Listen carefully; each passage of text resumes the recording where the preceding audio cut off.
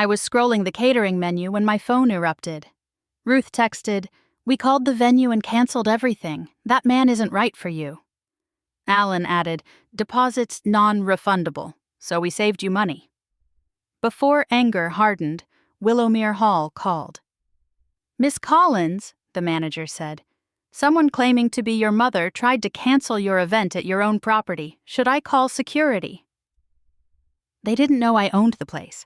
6 months earlier, everything tilted. The charity auction at Rivergate Convention Center buzzed. I hovered with a paddle. He stood by a watercolor lighthouse, navy suit worn thin, studying the booklet. "Planning to bid?" I asked. "Trying," he said. "My grandmother grew up there in Maine. She turns 90.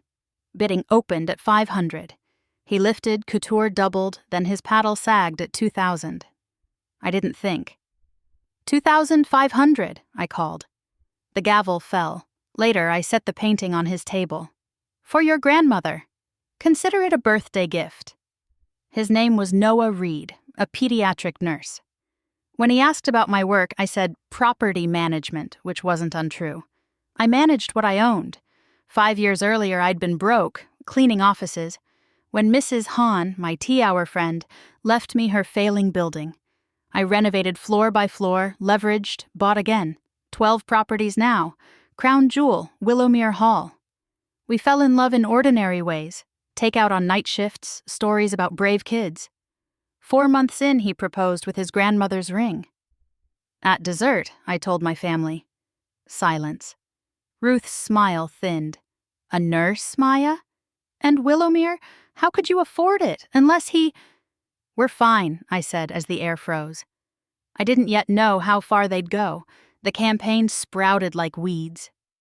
"Funny thing," Noah said over pasta. "Your mom called the nurses' station to quiz me about advancement." Then she asked about my loans. 3 days later, I found brochures on his sofa, MBA programs, hospital admin tracks, a real estate study guide with a note. "Maya can help." "Your dad dropped them off," Noah said. "He always found the good in people. It made protecting him harder." Tessa warned me next. At the cafe, she slid screenshots across the table. Comments under our engagement post that read like sugar-laced daggers. An aunt heard Ruth ask a paralegal about background checks. "They're sowing doubt," Tessa said. "Don't confront yet. Document." Then the worst call. "Someone's ringing my neighbors," Noah said, voice tight, asking if I had incidents growing up. His mother in Maine ended the day in tears. Rage tangled in my throat. I switched modes. Victor at Willowmere flagged any contact from my parents. Vendors needed my passphrase. Every change logged. Renee Alvarez, my attorney, opened a file. "Record everything," she said. "If they escalate, we seek restraining orders." They escalated. By noon, my florist, band, caterer, and photographer had received frantic cancellations from my mother, with threats, and a fake power of attorney PDF. Victor called next. "She's here with cash," he whispered. 10,000 to lose your date." That night, a window shattered in Noah's apartment. A brick skidded across the floor with a note. "Leave her, or next time it's you." At the precinct, after the report, I took Noah home. He stepped into my penthouse, eyes widening at the lights. "You don't just manage property," he said. "I own it," I said, and told him everything. At dawn, I moved from defense to strategy. Renee compiled recordings and forged forms. Victor cued footage of Ruth waving cash. We drove to my parents' colonial with Renee and a forensic accountant. Ruth opened the door in pearls and denial. Alan paced. Brandon, the mortgage heir, pretended calm.